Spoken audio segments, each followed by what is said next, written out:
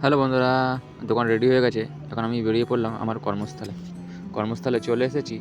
এখন আমি আমার দোকানটাকে সেট আপ করে নেবো। দোকানটা সেট আপ করছি, এমন সময় ৩-৪ জন কাস্টমার এসে বলল, দাদা ফুচকা হবে? আমি বললাম, হ্যাঁ হবে, একটু ওয়েট করো, রেডি করে দিচ্ছি। তারপরে সমস্ত কিছু রেডি করে তাদেরকে ফুচকা খাওয়াতে লাগলাম। এদেরকে ফুচকা খাওয়াতে খাওয়াতে আরও দুখানা বন্ধু এসে বলল, দাদা ফুচকা হবে? আমি বললাম, হ্যাঁ হবে, একটু ওয়েট করে দিচ্ছি এদেরকে খাওয়ানোর পর। তারপরে এই বন্ধু দুটোকে ফুচকা খাওয়াই দিলাম। ফুচকা খাওয়াতে খাওয়াতে আলু শেষ হয়ে গেছে।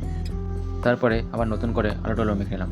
আলু টালু মাখতে মাখতে সন্ধ্যা হয়ে গেল। এদিকে সন্ধ্যা হয়ে গেল বলে আমার গাড়ির এই লাইটগুলো জ্বালিয়ে নিলাম। লাইটগুলো না জ্বালালে তো আবার অন্ধকার দেখা হবে, তাই সুন্দর করে লাইটগুলো জ্বালিয়ে নিলাম। এই যে আমার পুরো সেট আপটা পুরো মোটামুটি ভালোই রেডি করে ফেলেছি। এখন দেখি আর কে কে আসে। এই যে বলতে বলতে আরও দুখানা বাচ্চা চলে আসলো। বাচ্চা দুটো এসে আমাকে বললো, আঙ্কেল ছোটো ফুচকা হবে? আমি বললাম, হ্যাঁ হবে। বললো, ঠিক আছে, আমাদের 10 টাকা করে দাও। তারপরে ওদেরকে ফুচকা খাওয়ানোর পর ওরা হাই করে চলে গেল। আর এইদিকে একজন এসছে পার্সেল নিতে 20 টাকা।